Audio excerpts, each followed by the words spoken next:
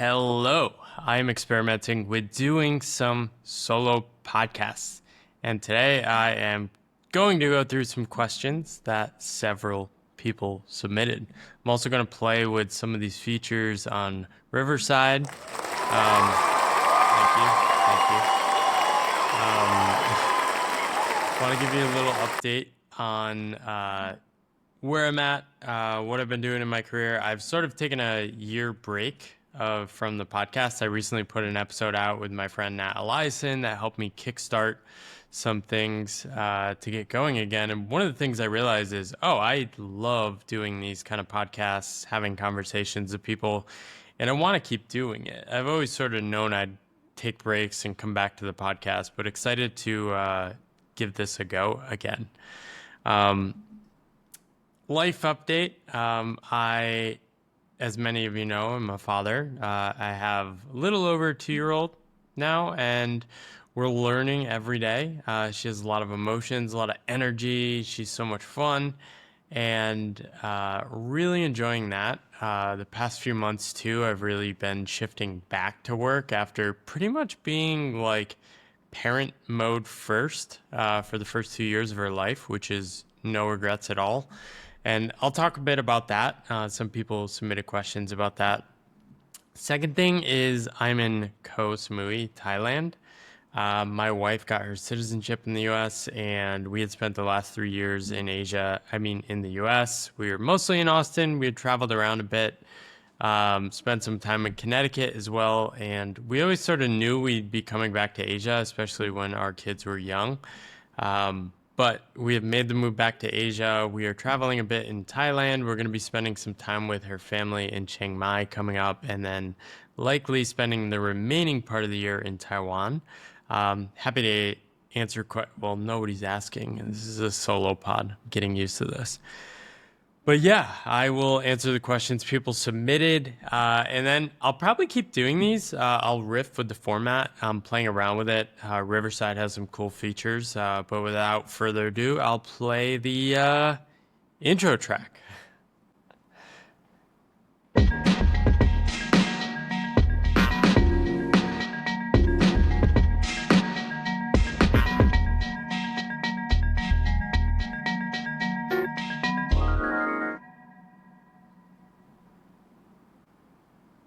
Awesome. I love that video made by Paul Lacrone. Shout out to him. Get to see a lot of my favorite people in that little intro video. May have to update it. Have some great guests over the past couple of years. But yeah, Koh Samui. We're an island. We picked this because there are a bunch of schools here that offered short-term enrollment, and we wanted to experiment with our daughter being part of like a daycare with other kids. She had mostly been with us, but after 2 years old, they sort of get to the age when there is some upside to engaging more and playing more with other kids. So it's enabled us to sort of travel around, explore the island. It is very beautiful, very calm. It's not very packed right now, not many tourists. Have this video. This is sort of me walking around on the beach one morning. Pretty chill. The waves are pretty calm. Thought I'd show you some other things. The fire shows here are amazing. This is a preview. If you come to Samui, definitely do a fire show. I'm just going to run that again. I'm going to put this on repeat and talk about it. We kept our daughter up for this too, and she absolutely loved it. She was just amazed. If you have young kids, you know that they love this kind of stuff. But yeah, that's sort of like the fancy side, the side you see on Instagram. This is more the like day-to-day reality. This is one of the more busy intersections. So there's only like one traffic light with a red light on the entire island. And you're driving on the left side of the road, the wrong side, right? I don't know how the British decided to drive on the wrong side of the road. But so this is going to be really cheesy, like I promised. But yeah, driving the other side of the road, the steering wheel on the other side for me was a bit uncomfortable to get used to, but had to drive my daughter to the school we were bringing her to. Really interesting that like no one stops ever right? So there's no real stoplights, stop signs, anything like that. So you just keep going. And you get used to this really fast. It's kind of weird. You're just like, okay, I should never stop. People are going to inch their way in. If they inch their way in front of you, then you stop, right? So if you want to turn and you want to pull into traffic or get through something, you basically just like pull into traffic. Takes a while to get used to, but very entertaining. Let's go to the questions. Question 1, Dave Folks. Do you have any inkling, even anecdotal, that there is a broader rejection of, as you say, the default path? I was doing some filming work with regular clients in finance, and they enjoyed doing something creative, but the dog-eat-dog politics and theater of corporate performance behind it all had him a bit down. He said he was just sort of contemplating, like, how many people are just stuck in jobs they don't like doing. I don't know if I have a good sense of if this has changed or not. I do think one bigger trend with the rise of alternative paths like mine and people sharing the viability of these, sharing on Instagram, sharing just like how many people are freelancing, creators, all these things. More people know it's possible. More people know it's alternatives. There are alternatives. I think one thing I did notice in post-COVID return to work as people got more in the office, one thing one person said to me really stuck with me. He said, I find it very challenging in the meetings because everyone now knows it's a performance, right? You're performing this role of worker. But since everyone knows that everyone knows, it sort of like takes the, like, I don't know, there's sort of a ritualistic element of work prior to that was taken away from it. I think in my consulting work, you're sort of like going and like you're acting professional, right? At McKinsey, Marvin Bauer talked about this idea of the professional persona, right? It's this ideal you're aiming towards, and like everyone sort of agrees upon it. But if everyone sort of is like, I don't want to do that, I think it does take something away from work. And I think this is leading to a lot of people really questioning, like, what am I doing? How do I keep going through this whole thing? And everyone finds their own way with work, right? It's not perfect. Even some of the things I do, like, would I skip it if I had more money or more options? Sure. But you just got to do sort of the things you do. I do think like there is definitely a link to the economy. A lot of people judge how they think about career risk based on how they see the economy doing. But even that has sort of become unpaired from reality. Now, like in the US, like Democrats think the economy is terrible. Republicans think it's great. Everyone's delusional about everything, right? The US economy has actually been really strong under multiple presidents in a row. And it's sort of like everyone reports, yes, my financial situation is good, but the economy's terrible, especially if their like non-preferred candidate is in office. Good question, Dave. Let's go to the next one. Steve asks, any challenges with the adjustment for you and your fam? How does the fam in the US feel about you relocating? So I lived abroad in Asia for almost 3-4 years before coming back to the US. So I think at this point, they're sort of used to me living in various different places. Also, I was living in Texas, which was still quite a ways from where a lot of my family was. We didn't have a lot of visitors. We ended up going to Connecticut a lot, where a lot of my family was. To be honest, I think there are mixed emotions about me returning to Asia. That's all I'll say there. But for Angie and I and our family, I think this is definitely the best decision for us right now. It's something we've been really deliberate about and had a lot of conversations about over the past years. I think challenges, my daughter adjusts surprisingly well to different environments. Well, not surprising. I think many kids adjust well. It's just that when you have kids, you just worry about them. It's funny, like on the flights, it often takes me and my wife, Angie, a little more time to adjust to the flights than it does for our daughter. she did pretty well on the 16-hour flight from Houston to Taipei when we came back. But me and Angie did not sleep well. But yeah, the bigger challenge, just like normal stuff you'd be facing anywhere. Our daughter just started daycare, and that comes with a lot of challenges, just like her getting used to it, sleep patterns, eating, trusting other people. It's really challenging for us. Everyone got sick the first week she was there, but that's pretty normal, pretty much anywhere. I think moving back to Asia has generally been positive for us. We're also, Angie's family is going to be spending some time with us, helping to watch our daughter, and that should be pretty awesome to help us free up time, work on our creative projects, and things like that. KS also asked about traveling with a child. I need to do a longer post on this, and maybe I'll even make a longer video on this, but traveling with a child, we've definitely taken a lot of flights with our daughter. I think it is very age dependent. When we flew to Taipei when she was about 5 months, it was very easy. She slept almost the entire time. Kids that age just sleep a lot. Flying 8 months, she was teething when she was flying. That was very rough, mostly just because she was in pain from the teething.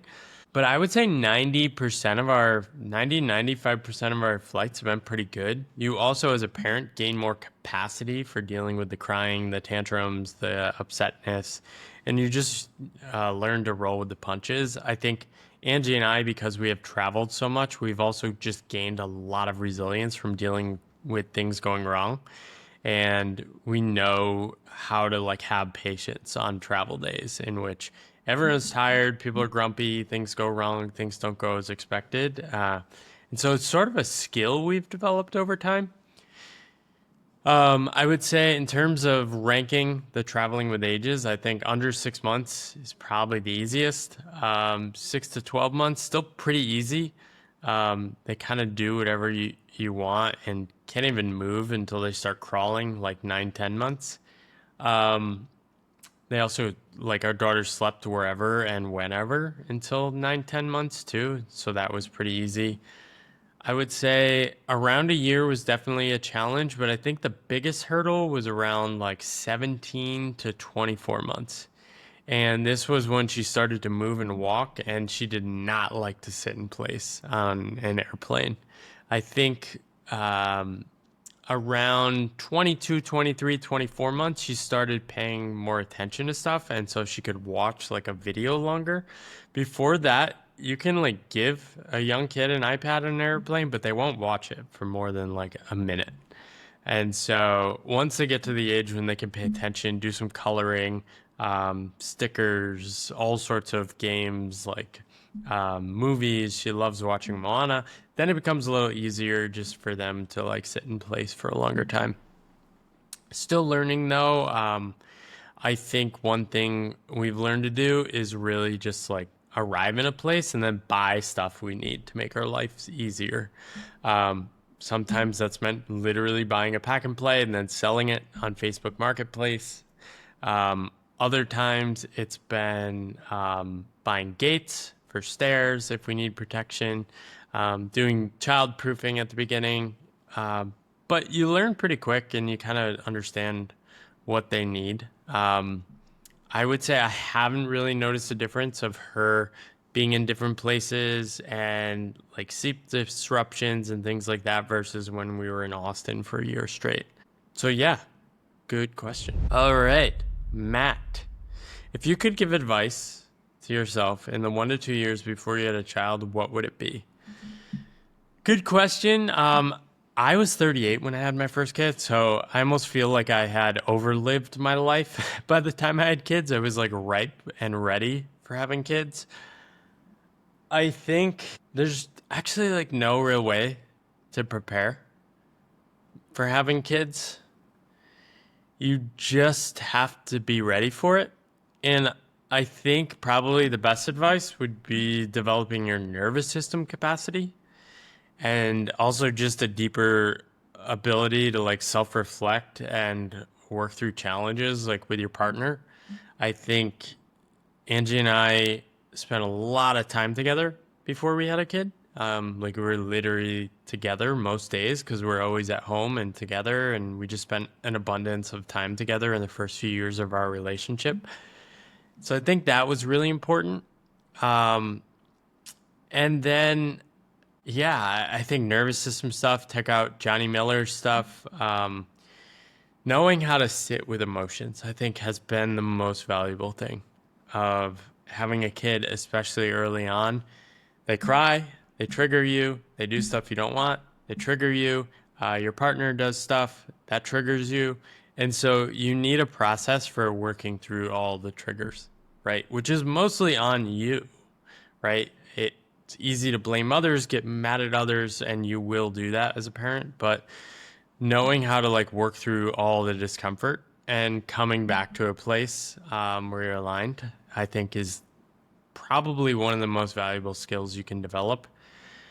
Other things would be like develop, I mean, especially if you're self employed, I know you are, Matt, develop a comfort with not working. And so definitely try to make money so you have money to spend on buying time back to spend with your kids, especially early on. But develop a comfort with not working because, especially after like 3 to 6 months, everyone will start asking you like, why aren't you working more? Why aren't they in daycare? It's just the norm in a place like the U.S. I leaned hard against that. I was watching Michelle at least 2 to 3 days a week until only a couple months ago, and yeah, developing capacity of sort of letting my business not be optimized or not doing my best, but leaning into life. I think I developed that skill a lot over the past the years before I had kids. Charlie, what's your approach to education for your kids? I would say I am not fully thought through on this. I don't have a good answer. Now, I think I have good mental models that will help me think through this. And I think the mental model I have is not like, how do I get my daughter into the best schools? It is, how do I cultivate one, her natural curiosity and interests? I think that is like super primary, and we have family values around this. And then two, I think it's understanding like who my daughter is. So I think we are very open to alternative approaches, and part of the next year is learning and meeting people doing different things like world schooling, homeschooling, um, even international schools. But we're not fixed on it has to be this way. I'm not a super dogmatic person that may surprise some people, but I'm usually just very bottom up in terms of, okay, what is the philosophical question we're solving is like how to educate and inspire and cultivate the natural like impulses and drives of a human, right? So I like to start really philosophical and then basically just like work backwards and solve that. It's sort of how I think about like where I live and housing type thing, right? A lot of people are like, I want a house, I need a house, right? For me, it's like, okay, how can I get the environment that helps me live the life I want? That could mean renting in one place, that could mean buying in another place. I'm not like dogmatic and like things need to be this way. And so for education, I notice a lot around me, especially even when kids are like newborn. So like, what are your plans for schools? So many people in the U.S. have this generalized, ambiguous worry about what's your school, what are you thinking for school, what are you thinking for college? Mostly, I'm not thinking about that. I I am just going to take it year by year. We're going to pay attention to our daughter's needs, see the options around us, and try to make the best decision, right? Do I want to like optimized to the nth degree in terms of like getting her on the most elite prestigious paths? I think probably not. But if she's wired like that and seems to be handling it and wants to pursue that track, I'm not going to go against that, right? And so, yeah, it's not a satisfying answer, but yeah, we're going to take it year by year. Next question, JK, I'd love to hear a deep dive in your self-publishing process. I heard you talk about it with Eric on Smart Friends. Yeah, that was a great episode. Definitely check that out. It's Eric Jorgensen on Smart Friends. We talked about the history of publishing and how I'm thinking about publishing in the next couple of years. Right now, I'm working on 2 books. One is called Buy Your Freedom. It's sort of my riff on financial independence, money, and sort of the monetary financial side and all the like mental models we have around that. And pretty fun. It's sort of my own like self knowledge too. So don't know when that will come out, but working on that. 2, I'm also just working on like a slower, more contemplative book called Scenes from Asia, which is just my riffs and maybe even like pseudo journal entries as I'm wandering around the world. Really enjoying writing that. I don't know when that will come out. That could be years, but we'll see. I'm enjoying working on that. And then the big thing I have coming out is a really beautiful, incredible, like this version of the Pathless Path, this hardcover version is going to be delightful. Cloth cover, beautiful illustrations, Easter eggs throughout the entire thing, like bolded quote pages, forward from a good friend who agreed to do it.